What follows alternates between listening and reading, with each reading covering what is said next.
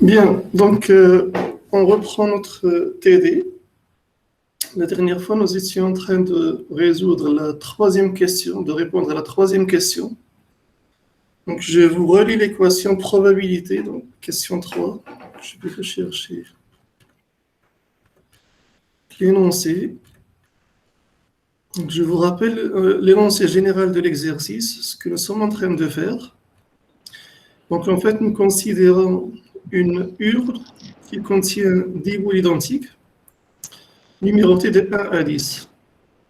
Et dans cette urne, on va tirer au hasard une boule, et on va noter son numéro. Donc, le résultat de l'expérience, c'est le numéro de la boule tirée. On définit 3 événements. L'événement E1, le résultat est au plus égal à 5. L'événement E2, le résultat est un nombre pair. Et l'événement E3, le résultat est un nombre impair. Dans la question 1, nous avons écrit et représenté en termes de résultats de l'expérience les événements suivants. Nous avons décrit l'événement E1, l'événement E2, l'événement E3, l'événement oméga. Nous avons défini certaines intersections, certaines unions, certaines relations qui font intervenir en même temps des unions et des intersections. Nous avons aussi défini le complémentaire et nous avons appliqué les lois de Morgan, de De Morgan, et ainsi de suite. Donc maintenant, dans la question 3, on vous dit si chaque boule dans l'urne a la même probabilité d'être tirée, on vous demande de calculer la probabilité de chacun des événements décrits dans la question 1. Donc on doit reprendre la question 1 et calculer la probabilité de chacun de ces événements. Donc la dernière fois, je vous ai présenté une règle. On passe à la question 3. La dernière fois, je vous ai présenté une règle. Avant de se lancer dans des calculs, شوقي سكينة عندها شي سؤال يلا طرحيه قبل ما نبداو. عندنا اليوم الخميس عندنا واحد الحصة أخرى مع 11. ما عرفتش واش اليوم غنقراو 2 ولا 1 ولكن الحصة ديالاش ديال ماتيماتيك فينونسيير شكون الأستاذ؟ ولات صغير. لا غادي نصيفط له ميساج بأن راه عندي أنا الكلمة شديتو. دابا هذا المشكل ديال التعليم عن بعد هو أنه كل أستاذ كينظم لي كور ديالو كيفاش ما بغا وما كنسقوش مع الإدارة وهذا المشكل. أنا غادي نصيفط له دابا ميساج بأن راه عندي. نتوما شكون جروب اللي تكلمتي معاه؟ جروب سي. جروب سي. غنصيفط له دابا ميساج لأن راه خصنا باش ما يمكنناش واحد ياخذ الحصة الآخر. حنا اتفقنا من الأول أنه كنديرو التيدي ديال البروبابيليتي الثلاث والخميس من 10 ل 12. وكان عليكم تخبروه باش ما انا صيفط واحد الميساج غابيدمون دابا باش ما نتحرجوش. اوكي.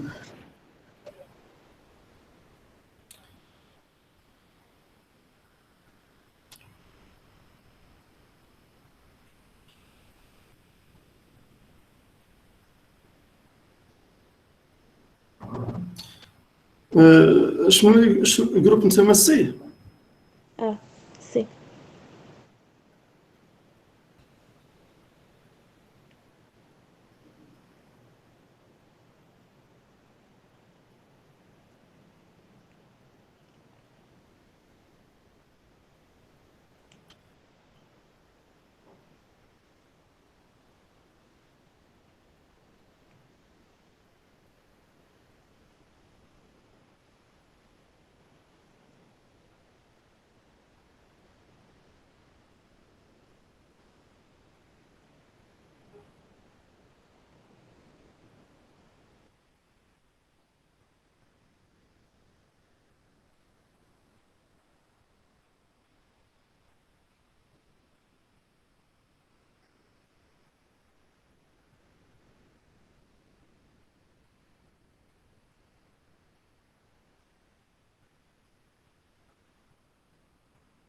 عاد بديتو معاه ولا قبل؟ البارح كانت الحصة الأولى واليوم كانت غتكون الدوزيام. لا باردون، راه البارح ماشي كانت الحصة الأولى. نورمالمون كنا بدينا وكنا عاملين لو ميركودي à 15h30. هو قبل العيد كنزل واحد لانونس في لو سيت ديال لافاك، حنايا ما كناش شفناه. وقلنا له البارح نورمالمون كاين اللي قال نتينا كتونغوجيستري لا سيونس وخليناها هيداك. ولكن واخا هكا كاين جو سي وي ماشي بحال ديريكت بحال اونغوجيستري. دونك حنا في كل الحالات عندنا هو كيعمل ساعه واحده، هو نورمالمون عنده ساعه واحده في لو كور ديالو. حنا ماشي مشكل، حنا هاد النقطه هذه عندنا اجتماع مع 12 غادي نجبد هاد النقطه هذه على اساس اي استاذ. انا اقترحت هاد النقطه هذه، ولكن المهم على اساس اللي بغى يعمل شي حصه خصو ينسق مع الاداره باش ما نصدقوش في هذا المشكل اللي نطيحوا فيه دابا. صافي، انا نصيفط له ميساج على اساس باش يديكالي لا سيونس ديالو، راه مازال ما جاوبنيش. دونك في كل الحالات ملي جاوب نعطيكم الجواب. حنا ما يمكنناش نبقاو كل مره نحبسوا لان الوقت كيدوز. صافي، دونك انا صيفط له ميساج، ملي غادي يصيفط لي الجواب نقول لكم شنو هو الجواب ديالو وحنا نكملوا المسائل ديالو. ومن بعد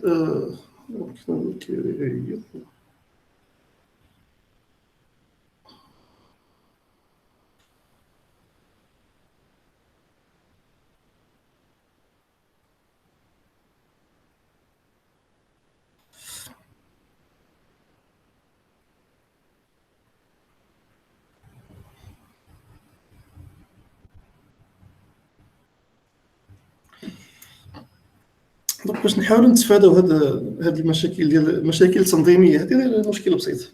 حنا نصيفط له ميساج من دابا يجاوب. نكملوا. كاين شي سؤال اخر قبل ما نمشيو؟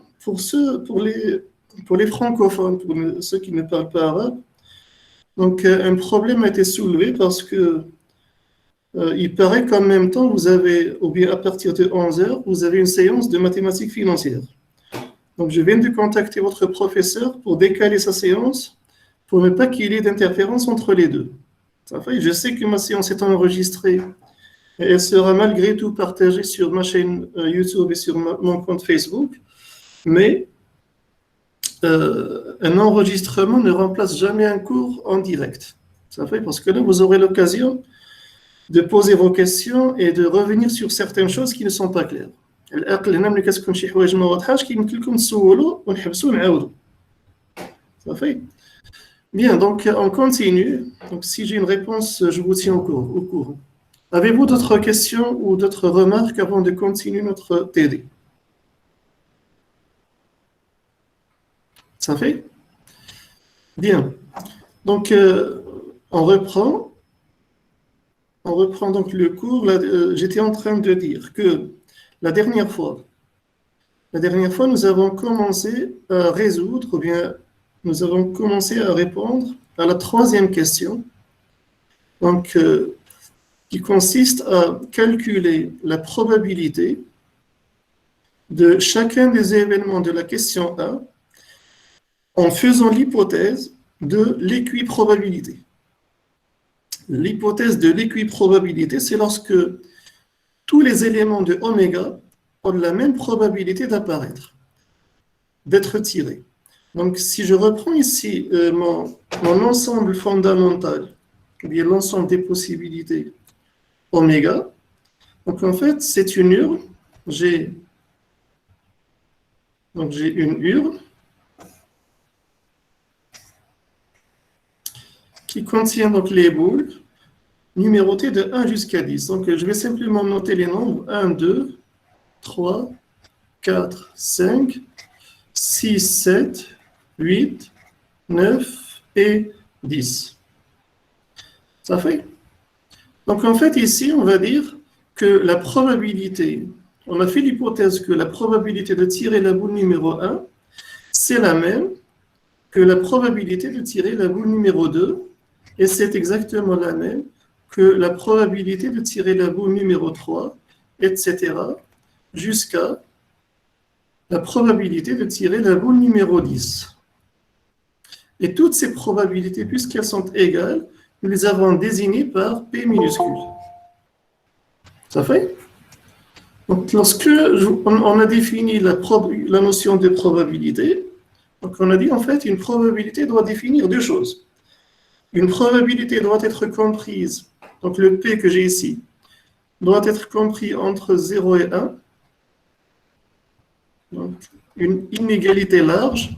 Donc, P est supérieur ou égal à 0 et P est inférieur ou égal à 1. Donc, lorsque la probabilité est égale à 0, donc on dit que l'événement est impossible. Sa probabilité d'être réalisé est nulle. Donc, cet événement est impossible. Par contre, lorsque la probabilité est égale à 1, on dit que cet événement est certain. Donc, il va se réaliser avec 100% de certitude, de chance. Et entre les deux, donc on a une probabilité. La deuxième condition, c'est que la somme des probabilités, donc si on considère toutes les probabilités, la somme sur I de toutes les probabilités, on va les noter, par exemple, probabilité I, la somme des probabilités doit être égale à 1. Donc la dernière fois, qu'est-ce qu'on a dit? J'ai dans l'urne, on va considérer que l'urne, c'est mon ensemble fondamental. Et on doit tirer une boule. Donc la probabilité d'obtenir la boule numéro 1, c'est la même chose que la probabilité de tirer la boule numéro 2, etc., jusqu'à la probabilité de tirer la boule numéro 10. Et ces probabilités, nous les avons notées P. Maintenant, on va partir de la deuxième condition pour... En fait, on doit déterminer la valeur de P. Que vaut cette probabilité P? Point d'interrogation. Donc, le professeur vient de me répondre. Sans problème, je programmerai une séance pour le groupe C. Donc, d'abord, en même temps, les groupes. Attendez. المشكل هو دابا عندي les groupes A, C, E, F. ياك راه عندي خصني نعطيه G. Les groupes A, C, E et F.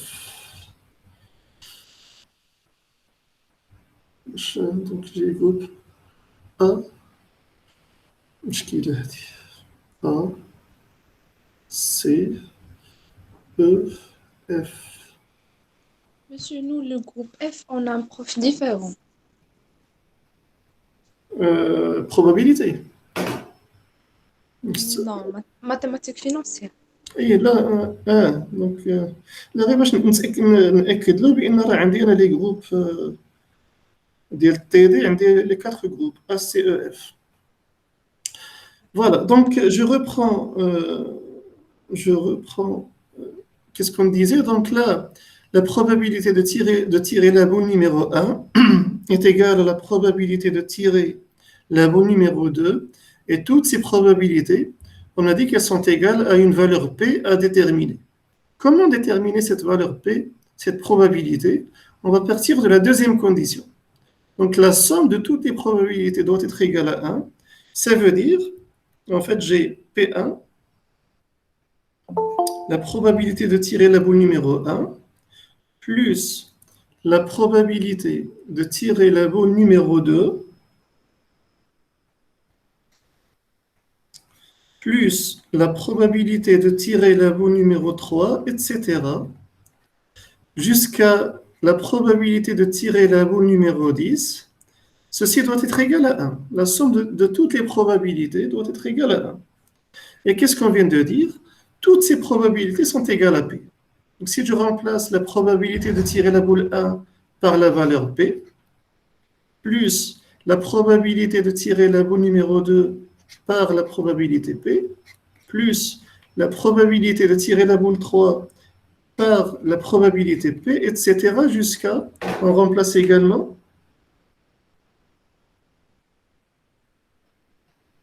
voilà, donc maintenant, ceux qui ont un cours, donc les groupes A, E, ceux qui ont un cours avec M. Ratsrir, donc le cours est reporté, il sera reprogrammé, donc il vient de m'envoyer un message. Ça fait? Donc, si les groupes A et E sont avec toi, maintenant, merci de les informer sur le report du cours. Donc, j'informe les étudiants du groupe A et E, et bien sûr C, que le cours de mathématiques financières du professeur Olat Srer est reporté. Merci. Donc, juste après, on a une réunion à midi. Donc, on va en parler pour bien s'organiser au niveau de ces séances à distance. On reprend. Donc, la probabilité P plus P, et ainsi de suite. Donc, on va remplacer toutes ces probabilités par cette valeur P que nous sommes en train de chercher. La somme doit toujours être égale à 1. J'ai P plus P plus P 10 fois. Ben, ça veut dire, en fait, on peut écrire 10 fois P. 10 fois P est égal à 1. Et on conclut que la valeur de P, c'est 1 dixième. Ça fait? C'est ce que nous avons fait la dernière fois. Et puisqu'en fait, tous les éléments de oméga, toutes les possibilités, ici en fait on appelle ceci des résultats ou bien des possibilités, tous ces résultats et toutes ces possibilités ont la même probabilité.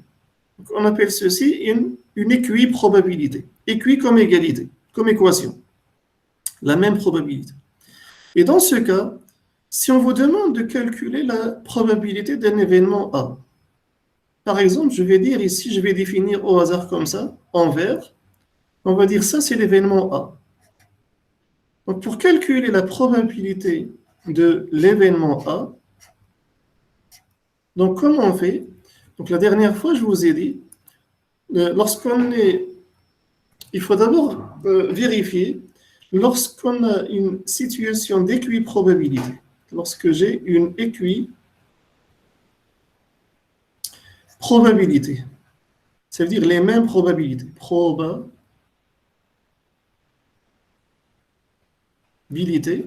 Alors, la probabilité d'un événement A, c'est égal, en fait, normalement, c'est égal au nombre, donc je vais détailler ceci, au nombre de cas favorables divisé par le nombre de cas possibles.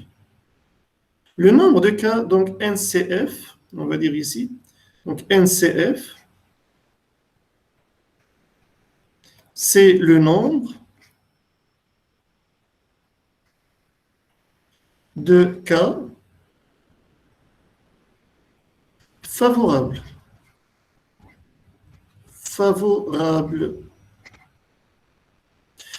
Qu'est-ce que cela signifie? Ben regardez, si je prends mon exemple, si je tire le nombre 4 dans mon schéma ici, si je tire le nombre 4, ce résultat est favorable à l'événement A. Ça fait? Si je tire le nombre 3, ce 3 est également favorable à l'événement A. Ça veut dire en fait, il est en accord avec lui. Si par contre je tire le nombre 10, 10 ce n'est pas un cas favorable à l'événement A, c'est un cas défavorable. Ça fait donc si je dis sur l'événement oméga, ou bien sur l'ensemble oméga, si on définit un événement A, donc lorsque je vais tirer par exemple non? Donc si on tire le nombre 2, par exemple ici, donc le nombre 2, c'est un cas qui est favorable à l'événement A. Si on tire le nombre 4, c'est également un cas qui est favorable à l'événement A. Si en revanche on tire le nombre 9, donc le 9 se trouve à l'extérieur de A, donc il n'est pas favorable à A, mais il est défavorable. Ça fait? Donc lorsqu'on veut calculer une probabilité de l'événement A, on va chercher le nombre de cas favorables qu'il faut diviser par le nombre de cas possibles. Donc, on va revenir sur ces éléments. Donc, le nombre de cas possibles, donc nombre de cas possibles. Donc, lorsqu'on reprend notre expérience, je vais tirer une boule dans cette urne. Donc, j'ai combien de cas possibles? En fait, on peut tomber sur le nombre 1, c'est un premier cas possible. On peut tomber sur le nombre 2, c'est un deuxième cas possible. On peut tomber sur le 3, c'est un autre cas possible. وسيمة تعليق الميكرو ربما غير نسيتي ولا عندك شي سؤال صافي. Donc je reprends. Donc le nombre de cas possibles, en fait c'est simplement le nombre d'éléments qui composent oméga. Lorsqu'on va tirer une boule, quelles sont les possibilités? C'est 1, 2, 3, 4, 5, 6, 7, 8, 9 et 10. Quel est donc le nombre de ces cas possibles? C'est 10. Donc, je reprends la formule. Donc, uniquement dans le cas de l'équiprobabilité. L'équiprobabilité. La probabilité d'un événement A, c'est le nombre de cas favorables à l'événement A divisé par le nombre de cas possibles. C'est ce que nous avons noté la dernière fois. Comment je vais trouver le nombre de cas favorables à l'événement A? C'est simplement le cardinal de A. Je vais chercher, je vais compter le nombre d'éléments que j'ai dans A. Et comment on va trouver le nombre de cas possibles? C'est exactement le cardinal de oméga. On va chercher combien d'éléments j'ai dans oméga. Et c'est la formule que je vous ai donnée la dernière fois et que nous avons utilisée pour répondre à la première partie de la troisième question. Est-ce que vous vous rappelez tous de cette formule? Est-ce que c'est clair pour tout le monde ou bien il y a quelque chose qui est encore ambigu? Non, c'est clair. Bien. Donc si c'est clair, on va continuer notre exercice. Donc maintenant, nous sommes en train de traiter donc la troisième question et nous avons vérifié que dans cette situation, on a dit en fait que chaque boule a la même probabilité d'être tirée. Ça veut dire j'ai une équiprobabilité et j'ai le droit maintenant d'utiliser la formule probabilité d'un événement A, c'est le nombre de cas favorables à l'événement A divisé par le nombre de cas possibles. Donc, la dernière fois, nous avons répondu à la première partie de la troisième question. Donc, la première partie de la troisième question, c'était question 3. Donc, en fait, il fallait calculer la probabilité de l'événement E1 et la probabilité de l'événement E2 et la probabilité de l'événement E3 et enfin la probabilité de oméga. Pour cela, puisqu'on a une équiprobabilité, donc je peux utiliser la formule habituelle, cardinal de l'ensemble divisé par cardinal de oméga. Donc pour calculer la probabilité de l'événement E1, donc on sait selon l'exercice 1 que l'événement E1 contient les éléments 1, 2, 3, 4 et 5. Donc, quel est le cardinal de E1? Le cardinal de E1, c'est simplement 5, parce qu'il contient 5 éléments. Et pour calculer la probabilité de E1, il faut diviser le cardinal de E1 par le cardinal de oméga. Et dans oméga, j'ai 10 possibilités, donc j'ai 10 éléments. La probabilité de l'événement E1 est donc 5 sur 10, ou bien 1,5, si on veut simplifier. De la même manière, on peut calculer la probabilité de l'événement E2. L'événement E2, c'est-à-dire les nombres pairs, donc c'est l'ensemble 2, 4, 6, 8, 10. Donc, quelle est la probabilité de cet événement? On a une équiprobabilité. On peut appliquer cette règle, cardinal de E2 divisé par cardinal oméga. Dans E2, j'ai 5 éléments. Et dans oméga, nous avons 10 éléments. La probabilité de l'événement E2, c'est 1 divisé par 2. Donc 5 sur 10. 5 sur 10, ou bien si on simplifie, c'est 1,5. La probabilité de l'événement E3. E3, ce sont les nombres impairs, c'est-à-dire les nombres 1, 3, 5, 7, 9. Donc j'ai toujours une équiprobabilité. La probabilité de l'événement E3, c'est simplement cardinal de l'événement E3 divisé par le cardinal de l'ensemble oméga. Donc dans E3, j'ai 1, 3, 5, 7, 9, donc j'ai 5 éléments. Pour calculer la probabilité de l'événement E3, on divise 5 par le cardinal de oméga, 10. 5 sur 10, c'est encore la moitié.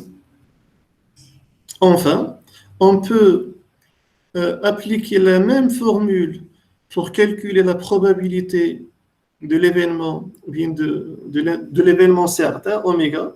Dans oméga, j'ai 10 éléments. Si on applique la règle, probabilité de oméga, c'est simplement cardinal de oméga divisé par cardinal de oméga, c'est-à-dire 10 divisé par 10, et le résultat était égal à 1. En fait, oméga, c'est un événement qui est certain. Pourquoi? Parce que quel que soit le tirage, quel que soit le résultat du tirage, il appartient à oméga. On ne peut pas tirer une boule en dehors des éléments contenus dans oméga. Donc, ça fait. Est-ce que pour cette première partie de la question 3, est-ce qu'elle est claire pour tout le monde? Est-ce qu'on peut passer à la partie B? Bien. Oui, c'est compris. Donc maintenant, dans la partie B, donc nous avons calculé les intersections de E1 et de E2, l'intersection de E1 et E3, l'intersection de E2 et E3, et l'intersection des trois événements. Maintenant, on doit calculer leur probabilité, et la seule formule que nous avons encore, c'est d'appliquer celle que je vous ai présentée précédemment. Puisqu'on est en situation d'équiprobabilité, la probabilité d'un événement, c'est toujours cardinal de l'événement divisé par le cardinal de oméga. Donc, lorsqu'on a détaillé l'intersection, et lorsqu'on a cherché l'intersection de E1 et de E2, donc E1, ce sont les nombres au plus égaux à 5, E2, ce sont les nombres pairs, ou bien dit d'une autre manière, l'intersection de E2 et de E1, ce sont les nombres pairs qui sont au plus égaux à 5, c'est-à-dire 2 et 4. Donc l'intersection de E1 et de E2, c'est simplement l'ensemble 2 et 4. Donc la probabilité de cette intersection, de cet événement, la probabilité de l'intersection, c'est le cardinal de l'intersection divisé par cardinal oméga. Donc cardinal oméga, on sait qu'il contient 10 éléments, et le cardinal de l'intersection, on voit bien qu'il suffit de compter, j'ai 2 éléments, et lorsqu'on va rapporter 2 à 10, 2 sur 10 est égal à 1 cinquième. Ça fait, j'imagine que c'est assez clair, c'est assez simple à ce niveau. Maintenant, si on doit calculer, pour calculer la probabilité de l'intersection de E1 et E3, ça veut dire en fait les nombres qui sont impairs, E3, et en même temps inférieurs ou égaux à 5, qui sont inférieurs ou égaux à 5. Quels sont les nombres impairs qui sont au plus égaux à 5? Ce sont les nombres 1, 3 et 5. Donc l'intersection de E1 et E3, c'est les nombres 1, 3, 5. Pour calculer la probabilité de cet événement, il suffit d'appliquer encore la règle, et on a le droit, parce que nous sommes en situation d'équiprobabilité, donc on a le droit d'appliquer cette règle. Et qu'est-ce qu'il faut faire? On doit diviser, on doit rapporter le cardinal de cet ensemble. Donc on voit bien qu'il contient 3 éléments. 3 divisé par cardinal oméga 10, et la probabilité d'obtenir cette intersection est égale à 3 dixièmes. Ça fait? Probabilité ensuite de l'intersection des nombres de l'ensemble, ou bien de l'événement E2 et de l'événement E3. C'est-à-dire en fait les nombres qui sont en même temps pairs et impairs. Ceci est impossible. Nous avons déjà trouvé que cet ensemble est vide. Donc, par définition, la probabilité de l'ensemble vide est nulle. On peut le vérifier. On peut le vérifier en appliquant simplement la règle. Donc, quelle est la probabilité de cette intersection? C'est cardinal de l'intersection. Et comme l'ensemble est vide, ça veut dire qu'il contient 0 élément. Donc, il contient 0 élément qu'il faut diviser par cardinal oméga. Et dans oméga, j'ai 10 éléments. 0 divisé par 10 est égal à 0. Ça fait? Et on dit que l'intersection de E2 et de E3, c'est un événement impossible. Pourquoi il est impossible? parce qu'un nombre ne peut être en même temps pair, ça veut dire E2, et impair, c'est-à-dire E3. On n'a pas de nombres qui sont en même temps pair et impair. Ça fait? Est-ce que c'est clair jusqu'à ce niveau? Donc ici, on a simplement appliqué notre règle. Donc on va aller plus vite. Donc on passe à la dernière partie ici. Donc on vous demande de calculer la probabilité de l'intersection de E1, de E2 et de E3. Or, cette intersection, selon la question 1, est vide. Donc la probabilité de cette intersection de ces trois événements, c'est leur cardinal qui est vide, qui est égal à 0, divisé par cardinal oméga, 0 par 10 est égal à 0. Ça fait? Donc là encore, cet événement, l'intersection de E1, E2 et E3, c'est un événement impossible. Il n'existe pas. Pourquoi? Parce qu'un nombre ne peut être en même temps pair, E2, et impair, et au plus égal à 5. Donc, il ne peut pas vérifier. En fait, on ne peut pas vérifier ces trois choses en même temps. Donc, ceci est impossible. Je suis passé très vite sur cette partie. Est-ce que c'est clair pour tout le monde? On a simplement appliqué notre règle. Cardinal de l'événement divisé par cardinal oméga. C'est bon, je peux passer à la partie C? Oui, monsieur. Oui. Voilà. Donc maintenant, ça va devenir plus intéressant. Donc ici, vous allez me dire, y a-t-il une autre formule plus simple dans le cas de l'intersection? Donc en fait, uniquement lorsque, je vais vous donner une règle, et en fait, il faut avoir deux variables aléatoires. Donc, je vais l'écrire ici rapidement. Donc il existe un cas particulier lorsque, mais en fait, on ne va pas le voir maintenant parce que ça concerne deux variables, lorsqu'on va étudier deux variables aléatoires en même temps.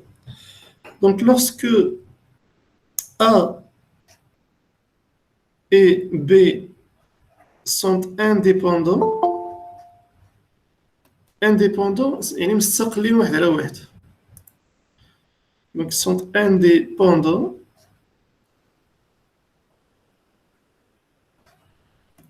Dans ce cas, la probabilité de A inter B est égale à la probabilité de A multipliée par la probabilité de B. Ça fait? Uniquement lorsque les événements A et B sont indépendants. Indépendants, ça veut dire en fait, lorsque je modifie l'un, l'autre ne va pas changer. Mais qui attache على عليه. On verra ceci si on a le temps, lorsqu'on arrivera au couple de variables aléatoires. Ça fait? Donc, mais cette règle, on ne peut pas utiliser dans cet exercice. Donc, pour répondre à la question B, la seule méthode qui nous reste, c'est la formule que je vous ai présentée. Cardinal de l'événement divisé par cardinal de oméga. Et on doit compter le nombre d'éléments dans chacun de ces ensembles. Ça fait? Maintenant, lorsqu'il s'agit de l'union, on va reprendre un schéma et on va rester dans le cas de l'équiprobabilité pour pouvoir appliquer notre règle. Si je reprends un ensemble oméga de manière générale, ici j'ai oméga, et dans oméga j'ai deux événements. J'ai un événement A et j'ai un événement B. Donc, quelle est l'union? Donc, A union B. Donc, A union B, en fait, c'est simplement les éléments de A auxquels on ajoute les éléments de B. Dans cette situation, en fait, et donc, lorsqu'on veut calculer la probabilité de A union B, on applique simplement la règle. Et quelle est notre règle? C'est cardinal. L'événement, ça veut dire cardinal de A union B divisé par cardinal oméga. Mais dans ce cas, on dit que A et B sont disjoints, متفرقين, ما عندهمش شي عنصر مشترك. Donc, puisque A et B sont disjoints, en fait, comment on va trouver le cardinal? Comment on va compter ou bien calculer le cardinal de A union B? Ben, vous voyez bien qu'ici, en fait, il suffit de prendre les éléments de A, cardinal de A, et ajouter les éléments de B, plus cardinal de B. Ça fait? Et donc maintenant, si je décompose cardinal de A union B, je l'écris cardinal A plus cardinal B, comment va s'écrire la probabilité de l'union? Donc je vais écrire ici probabilité de A union B. On a dit c'est cardinal A union B divisé par cardinal oméga. Or, on vient de voir que cardinal de A union B, c'est simplement cardinal A plus cardinal B divisé par cardinal oméga. Et bien sûr, en fait, je peux écrire divisé par cardinal oméga de cette manière. Donc, on peut séparer cardinal oméga et ici plus cardinal oméga. En fait, j'ai sauté une étape, on a le droit de le faire. Ici, j'ai deux fractions qui ont le même dénominateur commun. عندي جوج أعداد كسرية اللي عندهم نفس المقام الموحد. Donc, je peux regrouper, mettre le tout sur le même dénominateur commun. J'ai sauté une étape. J'ai fait exprès. Mais qu'est-ce que vous voyez ici? Vous avez cardinal A divisé par cardinal oméga. شنو هو؟ Cardinal A divisé par A. C'est la probabilité de A. Très bien. Donc, je vais écrire ceci. Je n'ai plus assez d'espace. Donc, je vais écrire à ce niveau. Ça veut dire en fait cardinal A divisé par cardinal oméga, c'est la probabilité de A. Plus, n'oubliez pas le plus, plus. Et donc, ce que j'ai ici en rouge, cardinal de B divisé par cardinal oméga, c'est la probabilité de B. Donc, en fait, qu'est-ce qu'il faut retenir? Lorsque dans l'ensemble oméga, j'ai deux événements. J'ai l'événement A et l'événement B. Et vous voyez bien que ce sont deux événements disjoints. Donc ici, on va dire A et B sont disjoints.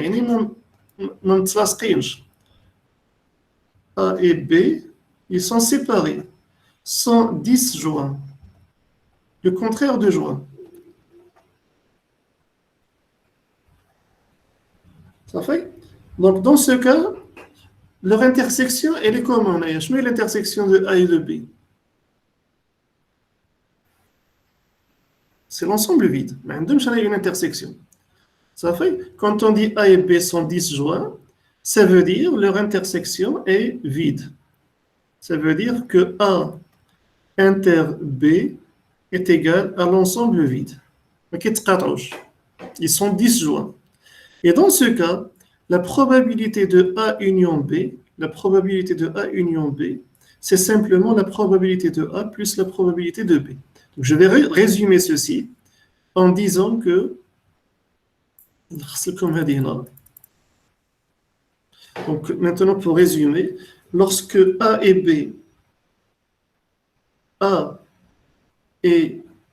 B sont disjoints,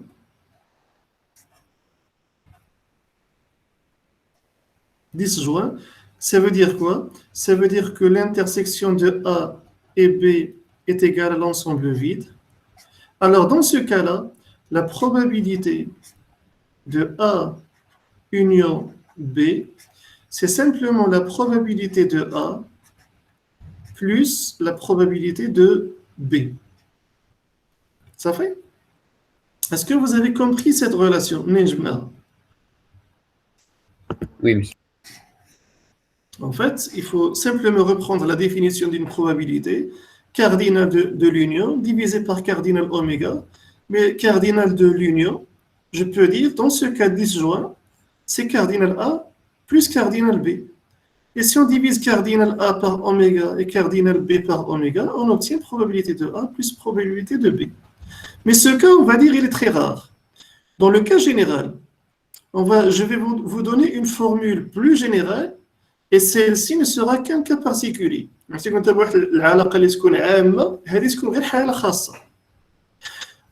va rester dans le cas général. Lorsque les événements A et B ne sont pas disjoints. Lorsque, je vais dire ici, je vais prendre oméga. Voici oméga. On va prendre l'événement A. Donc l'événement A en bleu. Et on va prendre l'événement B en rouge. Maintenant, quelle est l'intersection de A? Est-ce que l'intersection de A et B, est-ce qu'elle est égale à l'ensemble vide? Non. Non. Donc, l'intersection de A et B est différente de l'ensemble vide. Donc, on ne peut pas dire que A et B sont disjoints. Maintenant, on va calculer dans ce cas, on va calculer la probabilité de A union B en appliquant simplement notre règle. Donc, puisque on suppose une équiprobabilité, probabilité d'un événement, c'est son cardinal divisé par le cardinal de oméga. Donc, on va dire que ceci est égal à combien? Ceci est simplement égal à cardinal A union B divisé par cardinal oméga. Ça fait? Maintenant, on doit chercher cardinal A union B. Quelle est la valeur de cardinal A union B? Je veux chercher le nombre d'éléments que j'ai dans l'union de A et de B. Qu'est-ce qu'on doit faire? Donc, on l'a déjà vu la dernière fois. Cardinal de l'union, on va déjà prendre le cardinal de A. On va compter le nombre d'éléments que j'ai dans A. C'est égal à cardinal A. Et qu'est-ce qu'on va faire ensuite? On va prendre aussi le cardinal de B. Mais est-ce qu'on doit s'arrêter à ce niveau? Est-ce que cette relation est correcte? Non. Non. Non, parce que nous avons compté l'intersection de A et B, nous l'avons compté une fois. Donc, il faut l'enlever une fois. Puisqu'en fait, cette partie, l'intersection, nous l'avons comptée deux fois, ben, il faut la retirer une seule fois. Cardinal de A inter B. Ça fait? Et maintenant, si j'applique cette règle pour calculer la probabilité de l'union. Donc, la probabilité de A union B, c'est simplement cardinal de l'union divisé par cardinal de oméga. Donc, on va diviser cardinal de A. Donc, je vais écrire ici en blanc. Donc, on va dire que la probabilité de A union B, selon cette formule, donc on va simplement remplacer cardinal de A union B par son expression. Donc, on peut dire, on va tout diviser par cardinal oméga. Donc, j'ai cardinal oméga au dénominateur, في المقام, et au numérateur, في البسط, j'ai cardinal A plus cardinal B moins cardinal A inter B. Bien sûr, je peux séparer la fraction. Donc, ceci est simplement, donc je peux écrire ceci d'une autre manière, et dire en fait c'est la somme, ça plus ça moins. Donc on va écrire trois fractions qui ont toutes cardinal oméga au dénominateur. J'ai cardinal oméga au dénominateur. Et qu'est-ce qu'on a au numérateur? J'ai cardinal A. C'est pas facile d'écrire avec une tablette, malheureusement, donc on essaye de faire de notre mieux. حاول يعني ما صعيب باش نكتبوا بهذا لا tablette اللي عندي. Cardinal A plus cardinal B moins cardinal A inter B. Donc là, vous reconnaissez notre fameuse formule. Donc cardinal A divisé par cardinal oméga, c'est simplement, je n'ai dit. La probabilité de A. Voilà, donc ça c'est la probabilité de A, donc plus cardinal B divisé par cardinal oméga, ça c'est simplement la probabilité de B, moins cardinal A inter B divisé par cardinal oméga, c'est simplement cardinal de A inter B, probabilité de A inter B. Donc en fait, je vais passer, donc pour simplifier, finalement, quel est le résultat qu'on vient d'obtenir? Que la probabilité, lorsque A inter B est égal à l'ensemble vide, qu'est-ce que nous avons trouvé? Nous avons trouvé que probabilité de A union B, c'est simplement la probabilité de A plus la probabilité de B. Et maintenant, lorsque A inter B est différente de l'ensemble vide, alors la probabilité de A union B, c'est égal à la probabilité de A plus probabilité de B moins probabilité de A inter B. Est-ce que vous êtes tous d'accord?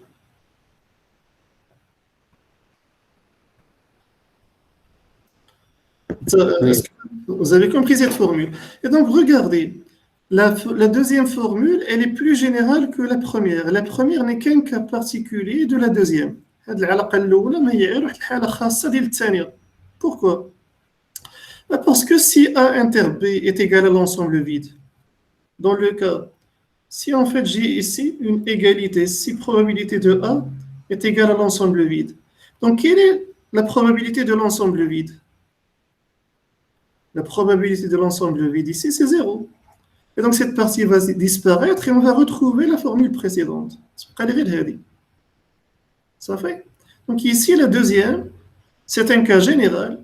Et la première formule, ce n'est qu'un cas particulier de la deuxième. Donc qu'est-ce qu'il faut retenir?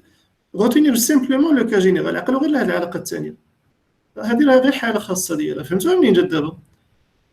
Vous avez compris le lien entre les deux? Oui, monsieur. Oui, monsieur. Bien. Et maintenant, de manière générale, si on veut aller plus loin, on va compliquer les choses.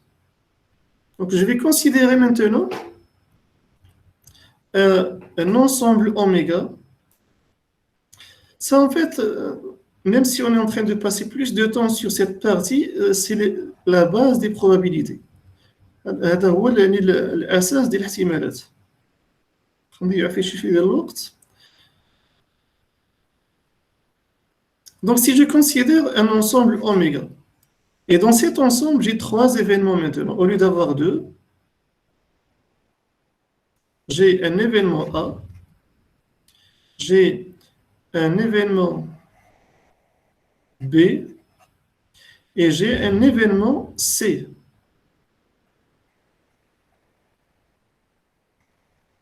Ça fait?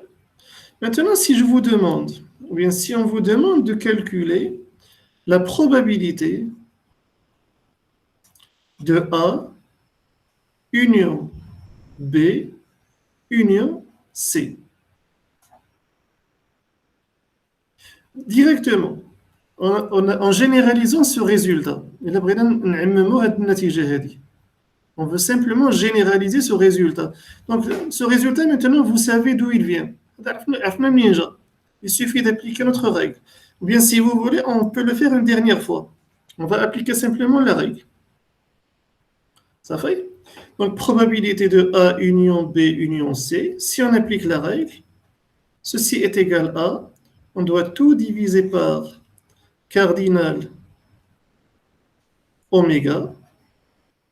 Et ça, c'est au dénominateur في المقام. وفي البسط, au numérateur, j'ai cardinal A union B union C.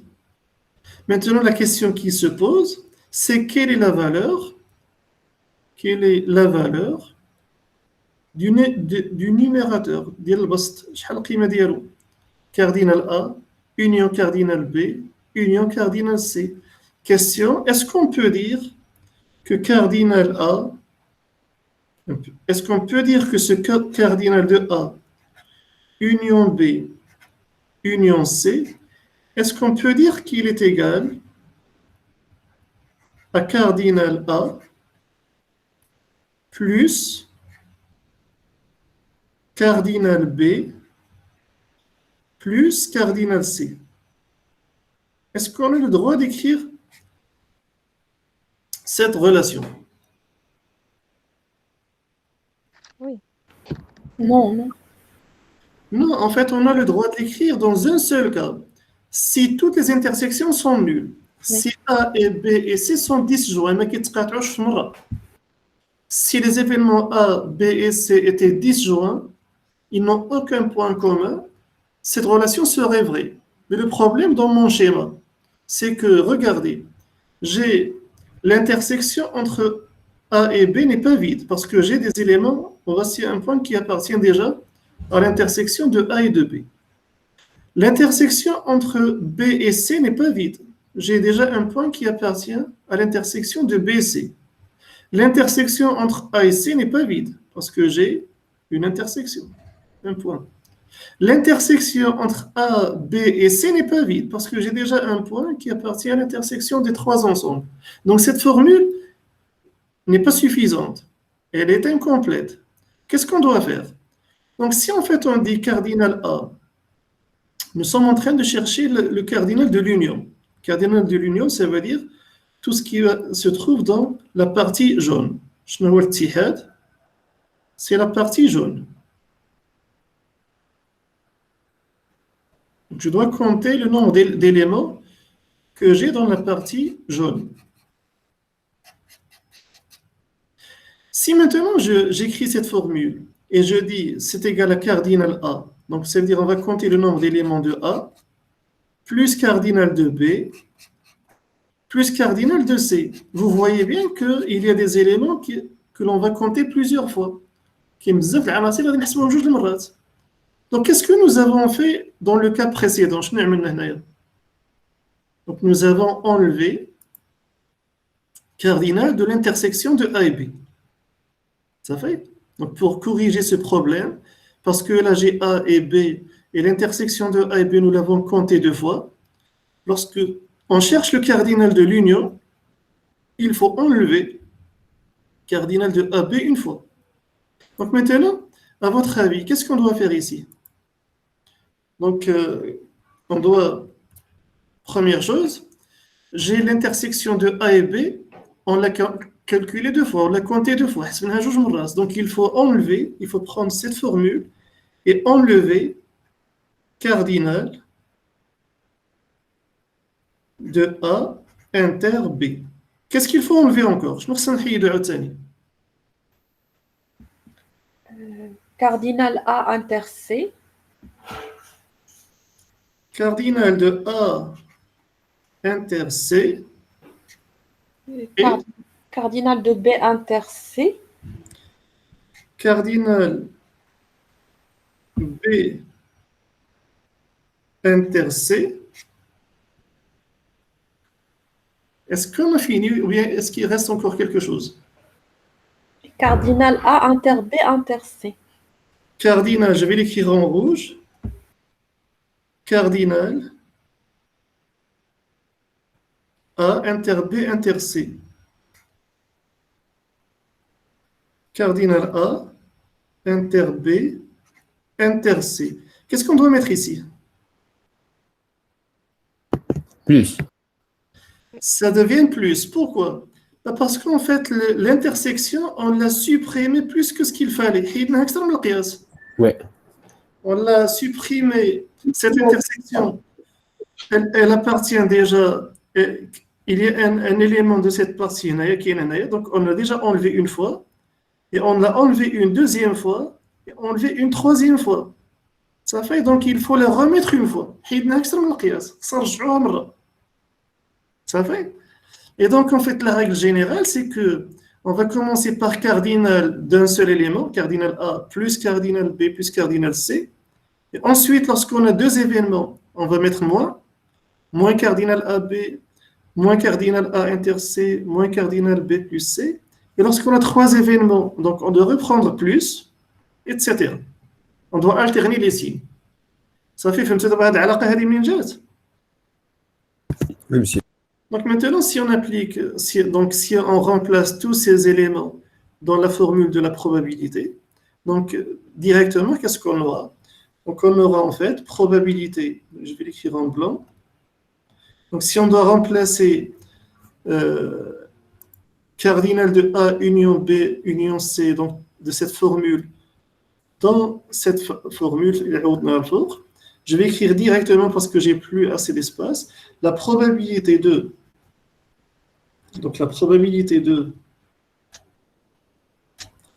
A union B union C, c'est donc la probabilité de A plus la probabilité de B plus la probabilité de C moins probabilité de A inter B moins la probabilité de A inter C moins la probabilité de B inter C plus la probabilité de A inter B inter C. Ça fait 27 de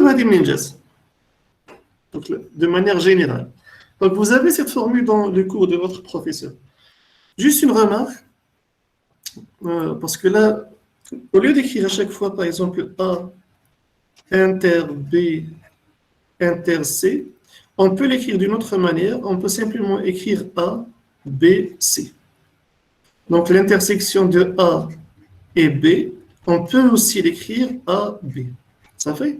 Ça va simplement alléger l'écriture. Donc rappelez-vous, si jamais vous rencontrez AB, ça veut dire A inter B. Est-ce que maintenant cette formule, est-ce qu'elle est claire pour tout le monde? Ce résultat qu'on vient de, en quelque sorte, de démontrer.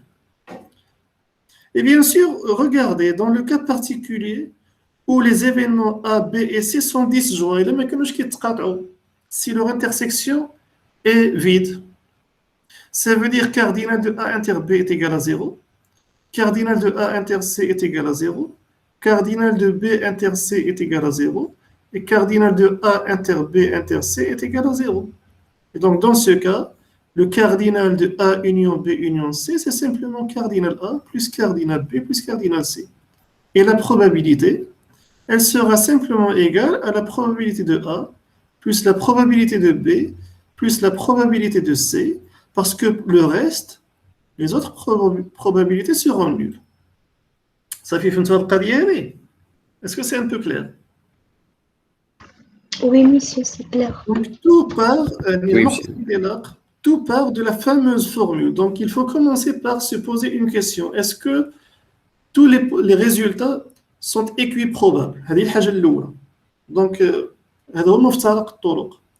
donc, la première question qu'il faut se poser, est-ce que tous les possibles, les éléments de oméga, est-ce qu'ils sont tous équiprobables? S'ils sont équiprobables, alors la probabilité d'un événement A, c'est cardinal A divisé par cardinal oméga. Ça fait? Donc, cardinal A, on sait comment le calculer, cardinal oméga également, mais le problème va se poser lorsqu'on a des unions. Lorsqu'on a des unions, donc il faut réfléchir parce que est-ce que ces unions, sont exclusives ou non. Est-ce que les événements sont disjoints ou non? Donc en fait, le cas général, on va supposer qu'il y ait une intersection. Et lorsqu'il y a une intersection, ça veut dire qu'elle sera comptée plusieurs fois. Mais كيكون عندنا واحد نقطة تقاطع وكنحسبوا العناصر بحال ديك التقاطع كنحسبوا جوج المرات. Donc خصنا نفكروا أننا نحيدوه. Donc il faut penser à enlever les éléments que nous avons comptés deux fois. Donc c'est la logique de cette formule. Maintenant, on va l'appliquer à notre exercice. On vous demande de calculer la probabilité de E1 union E2. Donc en fait ici, on va simplement appliquer ce qu'on vient d'apprendre. Donc probabilité de E1 union E2. Je vais utiliser la règle générale. Donc la probabilité, c'est simplement la probabilité de E1 plus la probabilité de E2 moins la probabilité de leur intersection. Tout simplement. On a déjà calculé la probabilité de E1 dans la question précédente et nous avons trouvé 5 sur 10. Ça fait, selon probabilité de E1, on a trouvé qu'elle était égale à 5 sur 10 ou bien 1 sur 2. Il vaut mieux garder les formules sans les simplifier. Parce que de toute manière, vous aurez besoin de remettre sur le même dénominateur 10. Donc il vaut mieux garder le résultat 5 sur 10 sans simplifier. Et vous simplifiez par la suite. Et nous avons calculé la probabilité de E2. Nous avons trouvé 1 sur 2 égale 5 sur 10 également. Et nous avons calculé la probabilité de leur intersection, de l'intersection de E1 et de E2. Et nous avons trouvé 2 sur 10. Donc il suffit maintenant de remplacer. Donc ici, probabilité de E1, nous avons trouvé 5 sur 10. Probabilité de E2, nous avons aussi trouvé 5 sur 10. Moins probabilité de l'intersection de E1 et E2, nous avons trouvé 2 sur 10. Vous voyez maintenant pourquoi il vaut mieux ne pas simplifier dès le début. Je te demande, ici, j'ai le même dénominateur commun, 10, 10 et 10. Donc, on va garder le même dénominateur commun. 5 plus 5 est égal à 10, et 10 moins 2 est égal à 8. Le résultat, la probabilité de E1 union E2, c'est 8 divisé par 10. Et maintenant, je peux simplifier. Donc, 8 divisé par 10, c'est simplement 4 cinquièmes. Ça fait? Donc, vous voyez que ce raisonnement nous a aidé à comprendre cet exercice. Ça fait? C'est exactement ce que nous avons appliqué ici. On peut aller maintenant rapidement. On vous demande, dans une deuxième étape, de calculer la probabilité de E1 union E3. Ben, j'ai une union, donc j'applique la règle, probabilité de E1 union E3, c'est simplement la probabilité de E1 plus la probabilité de E3 moins la probabilité de l'intersection. Nous avons déjà calculé la probabilité de E1, nous avons trouvé 5 sur 10. Nous avons également calculé la probabilité de E3 et nous avons trouvé également 5 sur 10. Nous avons calculé la probabilité de leur intersection de E1 inter E3, donc de E1 inter E3, et nous avons trouvé 3 dixièmes. Donc nous avons trouvé 3 dixièmes. 3 dixièmes. Qu'est-ce qu'il reste à faire? Ben regardez, j'ai 3 fractions qui ont le même dénominateur commun. Donc le résultat, c'est une fraction qui a le même dénominateur commun. Donc il reste à calculer 5 plus 5 moins 3 est égal à 7. Donc la probabilité de l'union de E1 et E3, c'est 7 sur 10. Et remarquez à chaque fois, ces probabilités sont en même temps sont comprises entre 0 et 1. Il faut vérifier ceci. Pour toutes les probabilités, à chaque fois, nous avons bien une valeur qui est comprise entre 0 et 1. Ça fait? Il faut vérifier ceci parce que sinon, si vous trouvez une valeur négative ou bien une valeur supérieure à 1, c'est que vous avez commis une erreur. Parce qu'une probabilité, elle ne peut jamais être ni négative ni supérieure à 1. Maintenant, on vous demande de calculer la probabilité de E2 union E3. Ça fait? Et on va appliquer la règle générale. Ça veut dire probabilité de E2 union E3, c'est la probabilité de E2, plus la probabilité de E3, moins la probabilité de leur intersection. Probabilité de E2, nous avons déjà trouvé 5 dixièmes. Probabilité de E3, nous avons également trouvé 5 dixièmes. Il reste moins la probabilité de E1 ou bien E2 inter E3. Or, l'intersection de E2 inter E3 est vide. Donc, un nombre ne peut être en même temps pair et impair. Donc, l'intersection est vide et donc cette probabilité est nulle. Donc, cette probabilité est nulle. Et qu'est-ce qu'il reste à faire? Donc, ici, j'ai la somme de deux fractions qui ont le même dénominateur commun. Il reste à additionner les numérateurs. 10 par 10 et c'est égal à 1. Ça fait? Est-ce que ceci est vrai? Est-ce que la probabilité de E1 union E3 est vraiment égale à 1? En fait, on peut le voir d'une autre manière. Alternativement, une autre manière de voir cette probabilité, c'est d'écrire que probabilité de E2 union E3, on va réunir les nombres pairs et les nombres impairs. Qu'est-ce qu'on va trouver? إلا جمعنا الأعداد الفردية مع الأعداد الزوجية شنو غادي نجبروا؟ Les 10 nombres. On va trouver oméga. Oui. Et on a déjà calculé la probabilité de oméga, nous avons trouvé 1. Ça fait donc, c'est exactement le 1 que j'ai ici. Donc maintenant, pour calculer cette probabilité, j'ai deux manières de faire. Ou bien j'applique ma formule, ou bien on remarque que E2 union E3, c'est simplement oméga. Et oméga, c'est un événement certain, donc sa probabilité est égale à 1 sans faire de calcul. Parce que par définition, probabilité de oméga est égale à 1 et probabilité de l'ensemble vide est égale à 0. Parfait? Donc là maintenant, vous avez deux outils, deux méthodes pour calculer cette même probabilité. Est-ce que ceci est clair pour tout le monde?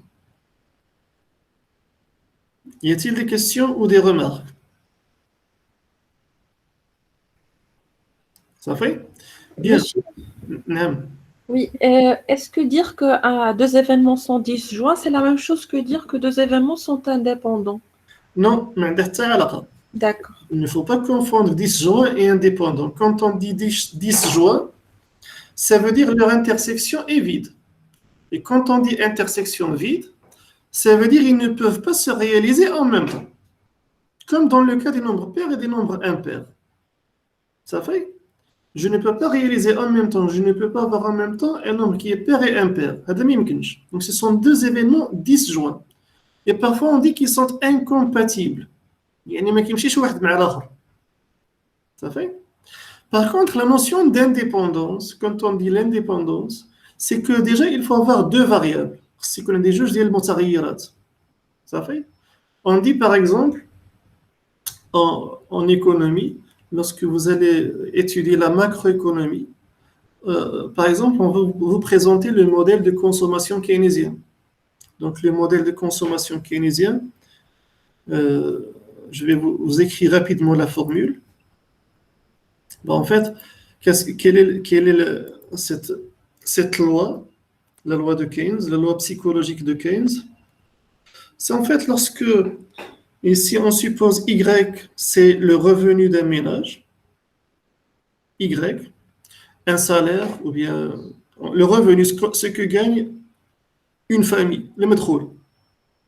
Est-ce qu'il y a un lien entre ce que consomme une famille et ce qu'elle gagne, de manière générale, au niveau global d'un pays? Est-ce que la consommation des ménages, est-ce qu'il dépend de leur revenu? Ça fait? Est-ce qu'il y a une relation? 15 dit oui.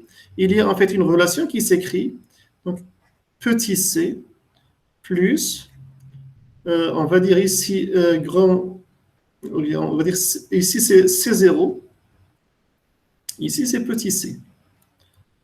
En fait, il y a une relation entre le revenu et la consommation. Si vous augmentez le revenu, donc si vous augmentez le revenu, est-ce que la consommation va augmenter ou non? Maintenant, vous gagnez par exemple 5 000 dirhams par mois. Vous consommez certains produits. Mais si on vous double votre salaire, bien sûr, vous allez consommer d'autres produits. Donc, lorsque le revenu augmente, la consommation augmente. J'ai deux variables. J'ai la consommation et le revenu. J'ai deux variables aléatoires. La consommation et le revenu. Est-ce que ces deux variables sont dépendantes l'une de l'autre? Bien sûr, parce qu'on voit bien que la consommation dépend du revenu. C'est-à-dire la martabta. Ça fait. Il y a d'autres théoriciens, ils ont dit oui, mais peut-être que la consommation des ménages, elle dépend également de la taille de la famille. Une famille qui est composée de 10 éléments, de 10 membres, elle doit consommer plus qu'une famille qui ne contient que 2 membres. C'est-à-dire منطقية. صافي واحد العائلة اللي فيها 10 ديال الأفراد راه كتستهلك أكثر من وحدة اللي فيها غير 2. Mais est-ce que la taille de famille, est-ce qu'elle influence la consommation au niveau d'un pays? Donc en fait 15 dit non. يعني هذه شنو كيقول لنا 15 بان هذا ما عندها حتى شي تأثير. دونك هذه ما كتعلقش بها. صافي. سكي influence هذاك الشيء اللي كيأثر على la consommation, c'est le revenu. C'est le revenu des ménages qui influence la consommation. Mais la taille, en fait, pas trop. ماشي بزاف. Et donc, qu'est-ce qu'on peut dire? Donc, on peut dire que les variables consommation et revenu, ce sont deux variables dépendantes. Par contre, la variable consommation et taille des ménages, ce sont deux variables indépendantes. هادو مستقلين. يعني واخا تطلعوا يعني la taille ما غاديش تطلع la consommation. فهمتوا دابا الفرق? Est-ce que vous avez compris maintenant la différence entre la notion de dire deux événements sont disjoints et deux événements sont indépendants. Disjoints, ça veut dire qu'ils ne se réalisent pas en même temps. Ça fait. Par contre, lorsqu'on parle de dépendance, il faut déjà avoir deux variables aléatoires. L'une influence l'autre. Ça fait. On peut avoir deux événements ou bien deux variables qui sont indépendantes mais qui se réalisent en même temps. كيمكن لي يكون عندي جوج ديال المتغيرات اللي هما مستقلين على بعضياتهم ولكن كيتحققوا في نفس الوقت. صافي. Est-ce que j'ai répondu à votre question? Oui, merci monsieur. Bien, donc on reprend. Donc on passe à la dernière partie. Il reste maintenant à calculer probabilité de E1 union E2 union E3. Donc la formule assez générale, celle que nous avons vue en dernier. Donc selon la dernière formule, lorsque nous avons pris trois événements, donc dans le cas général, lorsqu'on veut calculer probabilité de A union B union C, le résultat final c'était probabilité de A plus probabilité de B plus probabilité de C lorsque j'ai un seul événement. Lorsqu'on passe à deux événements, on utilise le moins. Donc, moins A inter B, probabilité de A inter B, moins probabilité de A inter C, moins probabilité de B inter C, plus, parce que je vais passer à trois événements, A, probabilité de A inter B inter C. Ça fait? Ça veut dire lorsque, dans la probabilité, j'ai un nombre impair d'événements, comme واحد, et ici vous avez 3, on doit faire précéder les probabilités par des plus.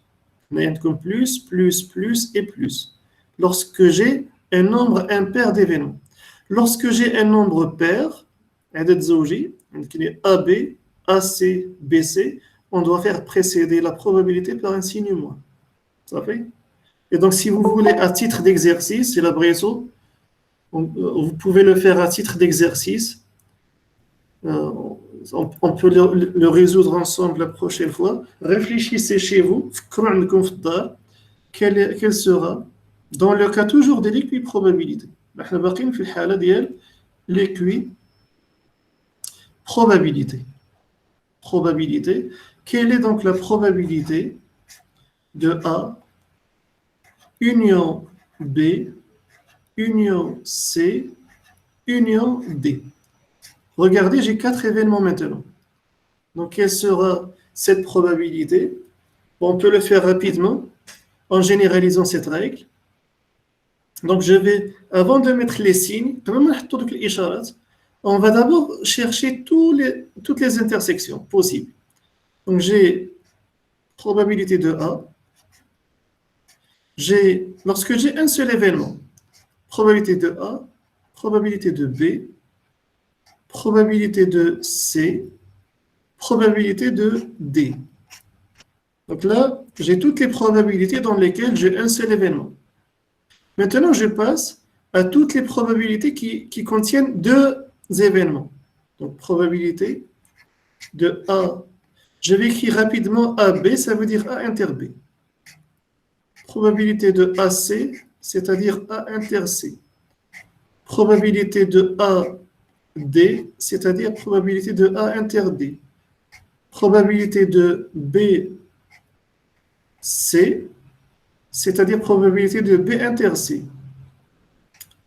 Probabilité de BD et probabilité de CD. Donc là, j'ai toutes les intersections de deux événements. Maintenant, on doit chercher les intersections de 3 événements. Donc, j'ai probabilité de A, B, C, probabilité de A, B, D, probabilité de B, B, C, D, probabilité de, donc on a A, B, on ne va jamais terminer parce qu'en fait, c'est un chevron kamlin. Mais ce qu'il faut retenir, donc je vais écrire simplement 3 points de suspension jusqu'à arriver à probabilité de A, B, C et D. Ça fait? Qu'est-ce qu'il manque? Il manque les signes. Est-ce qu'on doit mettre des signes plus ou moins? En fait, on va commencer par un signe plus lorsque j'ai un nombre impair d'événements. Ici, j'ai un seul, donc on va mettre plus. P, j'ai un seul, je dois mettre plus. C, j'ai un seul, on doit mettre plus avant. D, j'ai un seul, on doit le faire précéder par un signe plus. Ça fait? AB, j'ai 2, AC2, AD2, BC2, ABD2, jusqu'à ABC. J'ai un nombre impair, on doit le faire précéder par un signe plus. J'ai ABD, 3, donc un nombre impair d'événements, plus. BCD, un nombre impair d'événements, on doit mettre plus. Et pour le reste, lorsque j'ai un nombre impair, ou bien plutôt un nombre pair, par exemple AB, on doit le faire précéder par moi. AC, j'ai 2 événements, moi. AD, 2 événements, moi.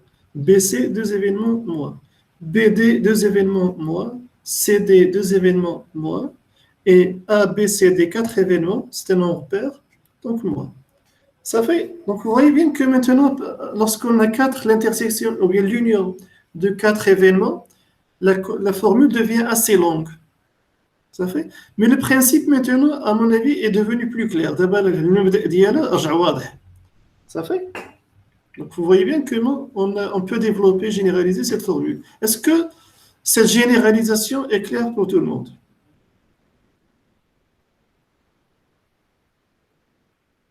Ça fait? كاين شي سؤال ولا؟ Non, monsieur, non. صافي بيان. دونك راح ل 11:28 نورمالمون غادي تقطع لي انترنيت لحقاش مع 11:30 ديما كيتقطع. دونك الا تقطع بقاو معايا حتى نرجعوا. Donc bien, donc maintenant on va simplement reprendre notre formule. Donc on doit calculer la probabilité de l'union de 3 événements, E1, E2 et E3. On va aller doucement. Donc on va commencer par la probabilité d'un seul événement. E1, E2 et E3. Et puisque j'ai un nombre impair, on doit faire précéder la probabilité par un signe plus. Ensuite, on doit chercher les intersections 2 à 2. Donc E1 inter E2, E1 inter E3 et E2 inter E3. Lorsque j'ai un nombre pair, on doit faire précéder la probabilité par un signe moins. Moins, moins et moins. Ensuite, on doit passer à l'intersection de 3 événements. Donc j'ai E1 inter E2 inter E3. Et lorsque j'ai un nombre impair d'événements, on fait précéder la probabilité par un signe plus. Toutes ces probabilités, nous les avons déjà calculées précédemment. Probabilité de E1, nous avons trouvé 5 dixièmes. Probabilité de E2, nous avons trouvé 5 dixièmes. Probabilité de E3, nous avons trouvé 5 dixièmes. Probabilité de l'intersection de E1 et E2, nous avons trouvé 2 dixièmes. Probabilité de E1 inter E3, nous avons trouvé 3 dixièmes. Probabilité de E2 inter E3, nous avons trouvé 0. Et probabilité de E1 inter E2 inter E3, nous avons trouvé 0. Ça fait? Ben, en fait, on va garder tout sur le même dénominateur commun. J'ai 10 partout. Il suffit d'additionner les numérateurs. Donc 5 plus 5, 10. Plus 5, 15. 15 moins 2, 13. Et 13 moins 3, 10. Le résultat final, c'est 10 divisé par 10. Et ceci est égal à 1. Donc c'est un événement certain. Donc une première manière de calculer cette probabilité est de la décomposer de cette manière. Ou bien on peut le faire de manière alternative. Lorsque, alternativement, lorsque nous avons calculé E1 union E3, pardon, E1 union E2 union E3, ceci est simplement oméga. Et oméga, c'est un événement certain. Sans faire de calcul, sa probabilité est égale à 1. Ça fait? مفهومة دابا هاد القضية هذه؟ Oui, oui, monsieur. Bien. Donc, on arrive à la partie D. Donc, la partie D, maintenant, on vous demande de calculer la probabilité de E1 inter E2 union E3. Puisqu'en fait, ici, j'ai une union, c'est comme si j'avais probabilité de A union probabilité de B. Ça fait? Donc ici, même si elle a l'air un peu compliquée, mais on voit bien que j'ai union. Donc je peux supposer que j'ai probabilité de A union probabilité de B. Et on sait que la probabilité de A union B, c'est probabilité de A plus probabilité de B moins la probabilité de l'intersection de A et de B. Ça fait? Donc on va aller doucement. Donc, on va supposer que cet élément, c'est A et que E3, c'est B. Donc, probabilité de A, union B, c'est simplement la probabilité de A plus la probabilité de B, moins la probabilité de l'intersection de A et de B. Moins la probabilité de l'intersection de A, c'est-à-dire E1 inter E2,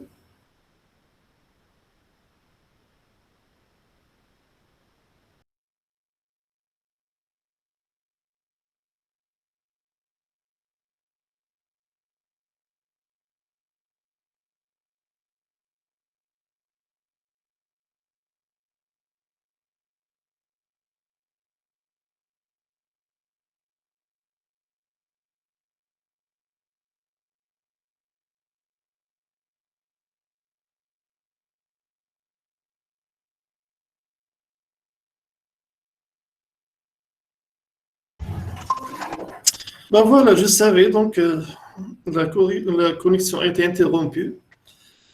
Mais la présentation que Oui, monsieur. donc on va le faire manuellement. Donc ici, en fait, regardez, ce qu'on vous demande de faire, c'est de calculer la probabilité de E1 inter E2 union E3. Ça fait? Donc, cette formule, elle ressemble à quelque chose que vous connaissez déjà. Si on pose cette partie est égale à A, et cette partie égale à B, c'est comme si j'avais de la probabilité, c'est comme si j'avais probabilité de A union B. Et qu'est-ce qu'on sait? On sait que cette probabilité est égale à la probabilité de A plus la probabilité de B moins la probabilité de A inter B. Donc si on remplace dans notre formule, qu'est-ce qu'on obtient? Donc la probabilité de A, ça veut dire la probabilité de E1 inter E2. Probabilité de E1 inter E2. Ça fait? Il y a une probabilité de A. Plus la probabilité de B. B dans notre cas, c'est E3. Donc c'est probabilité de E3. Moins probabilité de A inter B. Moins la probabilité de A. A, c'est simplement E1 inter E2. On peut garder des crochets ou bien des parenthèses. Ça fait, donc ça c'est A. Probabilité de A, c'est E1 inter E2. Inter B, et B c'est simplement E3. Et puisqu'en fait ici j'ai E1 inter E2 inter E3, on peut même effacer les parenthèses parce qu'elles n'ont plus aucun rôle. C'est comme si vous aviez 2 fois 3 fois 4. Donc ça ne sert à rien de mettre des parenthèses. Et donc finalement, qu'est-ce qu'il reste à faire? Il reste simplement à remplacer chacune de ces probabilités par leur valeur parce que nous les avons déjà calculées. Cette probabilité, on l'a déjà calculée, et cette probabilité, on l'a déjà calculée. Ça fait le passage. Donc, cette décomposition, lorsque vous avez une formule qui vous paraît au début compliquée, comme celle-ci, en fait, on peut noter cette partie A et cette partie B. Comme ça, on voit facilement une formule que nous connaissons. Ici, en fait, ça ressemble à la probabilité de A union B. C'est quelque chose qui nous est familier. Et donc, regardez, qu'est-ce qu'on a dit? C'est égal à la probabilité de E1 inter E2. C'est exactement ce que nous avons écrit. Probabilité de E1 inter E2 plus probabilité de E3 plus probabilité de E3 moins probabilité de E1 inter E2 inter E3 moins probabilité de E1 inter E2 inter E3. Donc c'est exactement ce que nous avons trouvé. Toutes ces probabilités, nous les avons déjà calculées précédemment. Donc probabilité de E1 inter E2, c'est 2 dixièmes. Probabilité de E3, c'est 5 dixièmes. Et probabilité de E1 inter E2 inter E3, c'est 0. Donc qu'est-ce qu'il reste à faire? Donc le 0 n'a aucun effet. J'ai ici donc deux fractions qui ont le même dénominateur commun, 10. Il ne reste plus qu'à additionner 10 plus 5 est égal à 7. Donc la probabilité de cet événement est égale à 7 dixièmes. Est-ce que vous avez compris maintenant comment nous avons obtenu ce résultat?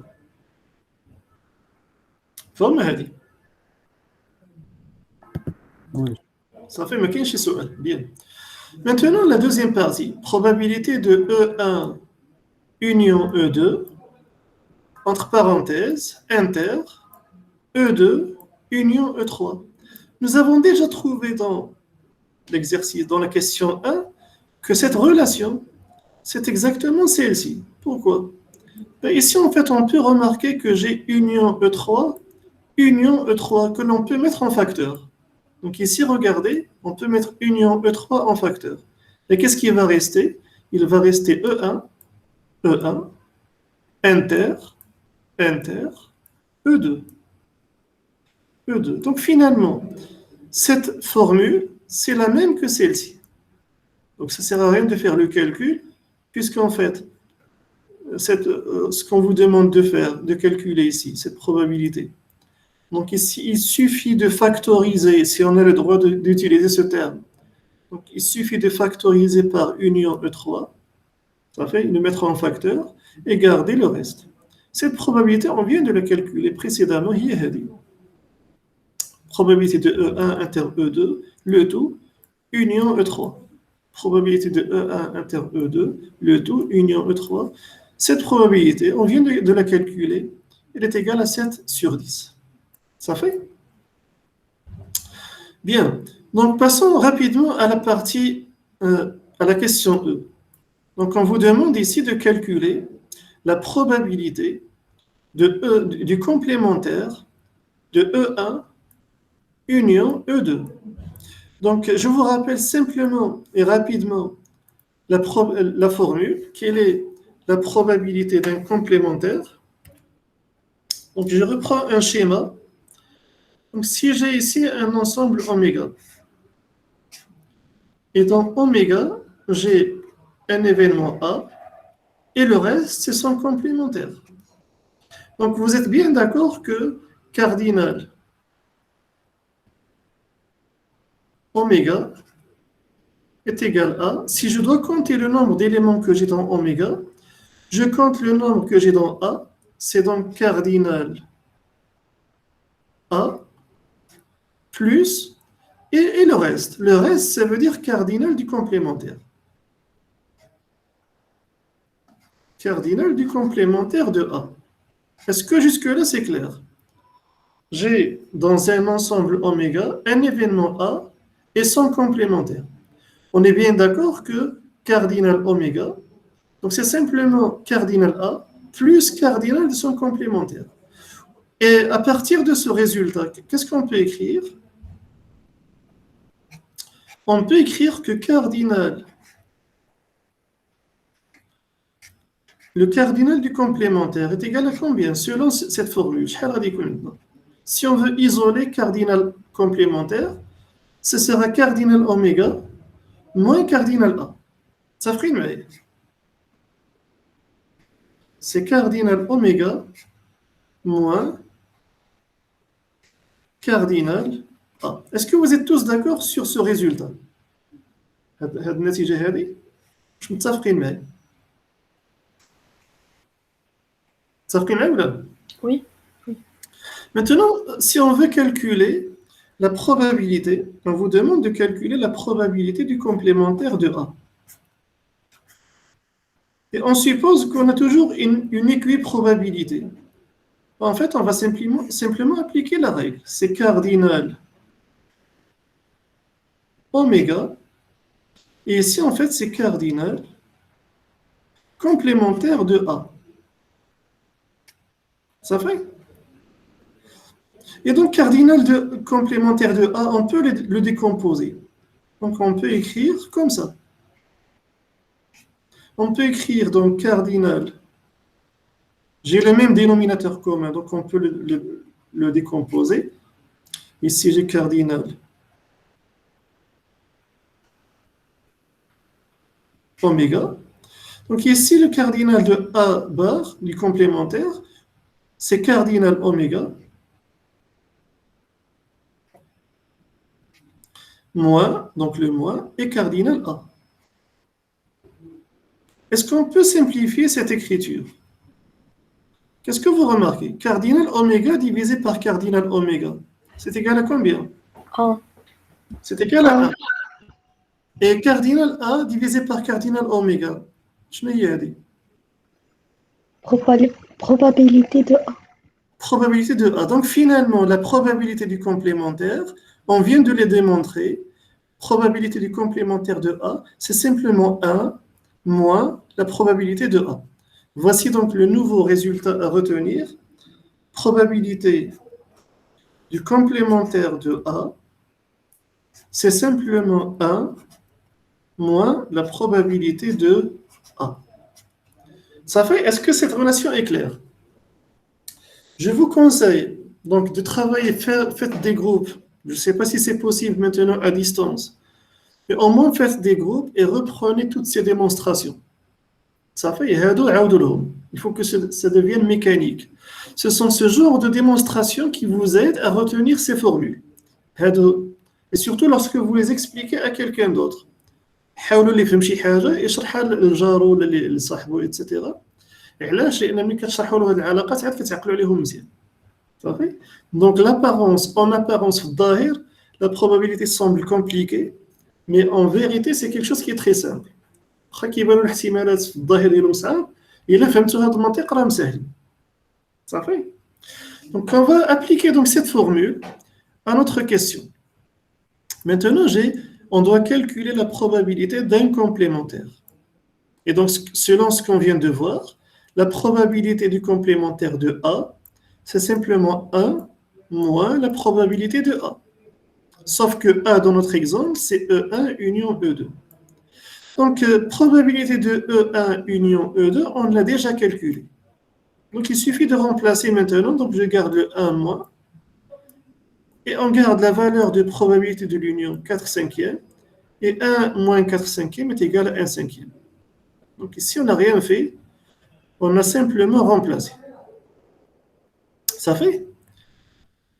De la même manière, on vous demande de calculer la probabilité du complémentaire de l'intersection de E1 et de E2.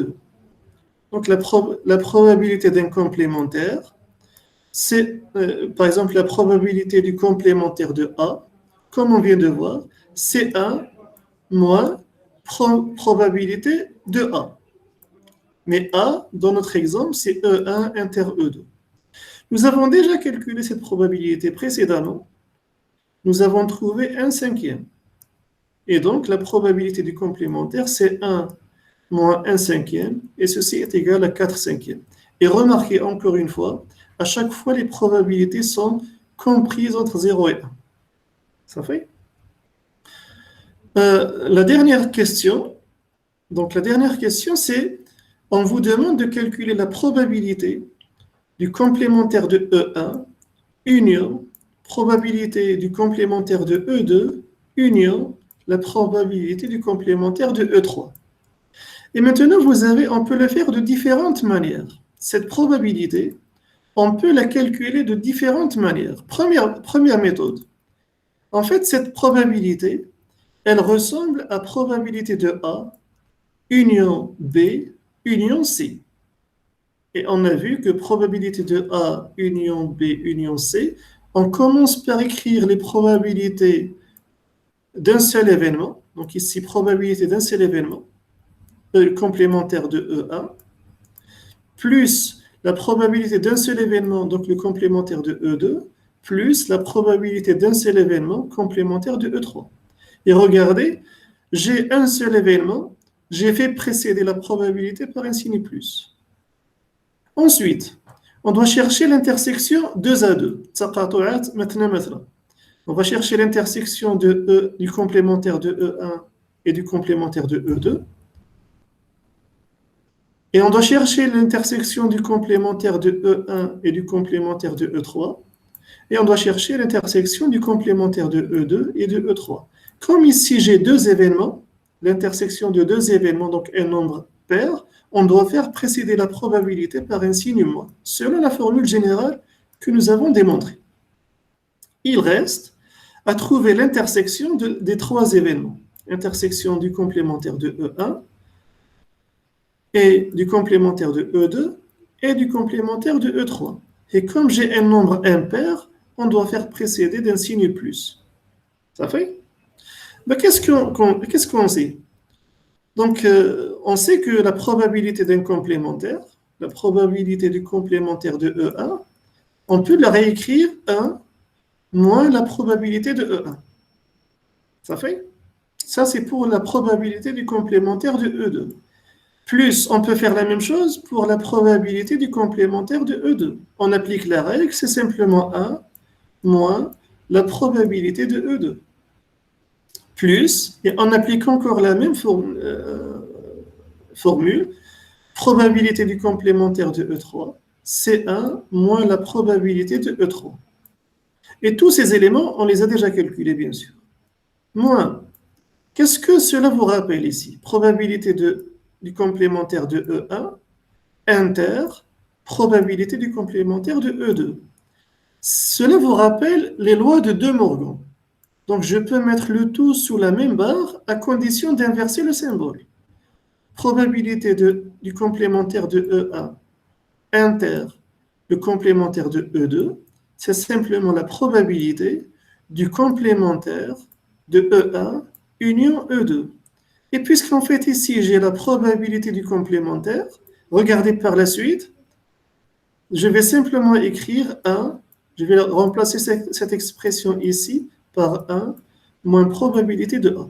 Donc ici j'ai la probabilité du complémentaire de A, c'est simplement 1 moins la probabilité de A. Moins.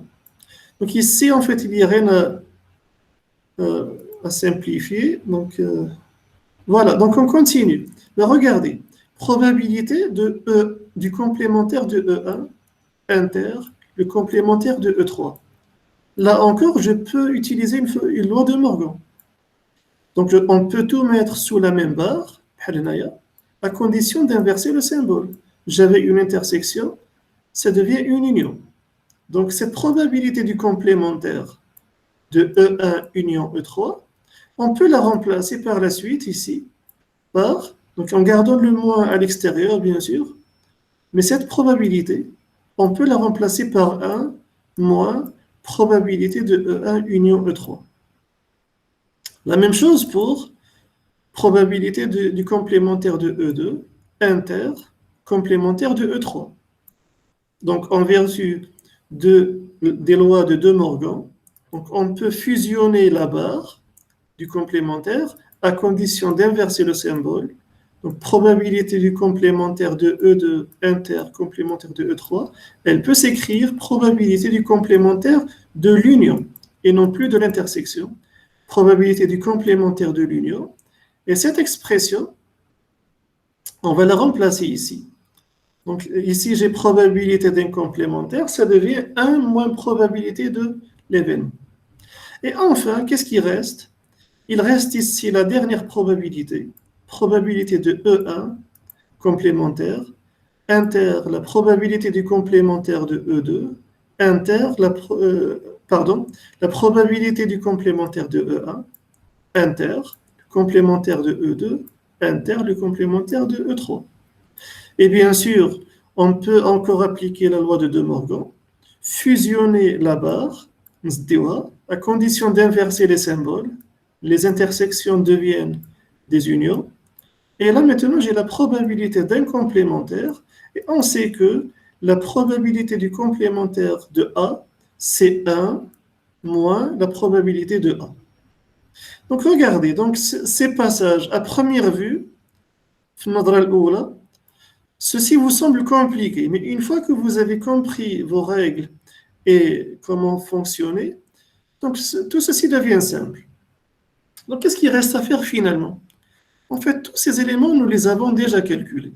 Nous avons calculé la probabilité de E1. Et bien sûr, il faut s'aider de parenthèses et de crochets pour faciliter la lecture.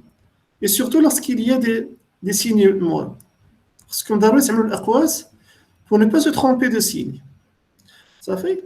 Donc ici, regardez, donc probabilité du complémentaire de E1, nous l'avons transformé en 1 moins probabilité de E1, et nous avons déjà calculé probabilité de E1, nous avons trouvé 5 dixièmes.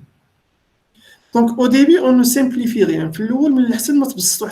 Il vaut mieux, au début, ne rien simplifier et garder les formules telles quelles.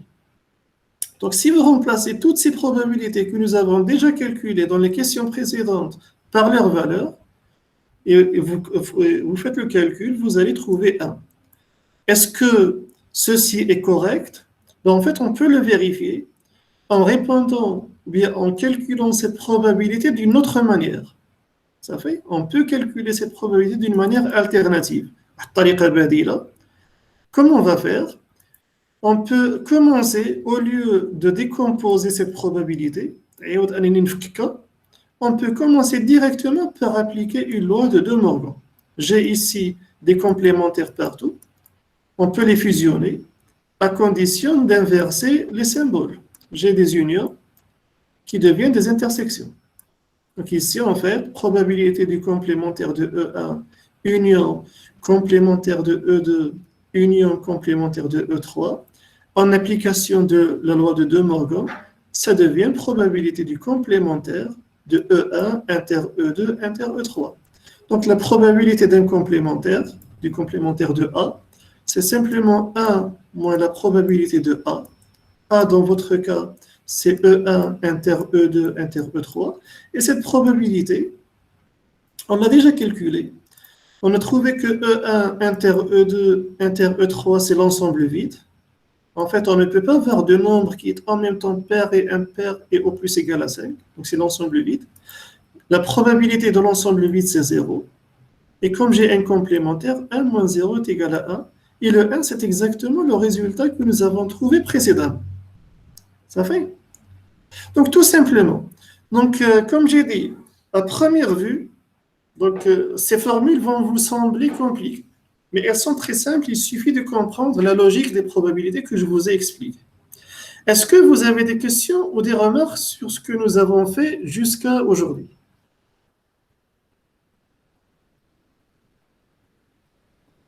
كاين شي أسئلة؟ كل شيء واضح؟ وشي واضحة. Donc, vous avez les vidéos, donc vous pouvez les reprendre et travailler entre vous donc les éléments qui ne sont pas assez clairs. Pour la prochaine fois, préparez des questions si vous en avez. Et pour la prochaine fois, donc mardi prochain, ce que nous allons faire, c'est de répondre à la 4e question. Sauf que maintenant, on va lâcher, on va abandonner l'hypothèse de l'équiprobabilité. Regardez cette hypothèse. Lorsqu'on faisait l'hypothèse d'équiprobabilité, nous avions une formule, on peut dire une règle d'or. Donc c'est cette règle qui m'a permis de résoudre cette 3e question. Mais le problème, c'est que dans la question 4, on va abandonner cette hypothèse. Donc en fait, la probabilité de tirer la boule numéro 1 sera différente de la probabilité de tirer la boule numéro 2, etc. Donc on n'aura plus cette hypothèse d'équiprobabilité. Et donc nous allons voir comment, dans ce cas, calculer les probabilités à nouveau. C'est ce que nous verrons mardi prochain. Donc à mardi alors. Merci, monsieur. À Merci, bientôt. monsieur. Merci, monsieur. Au revoir.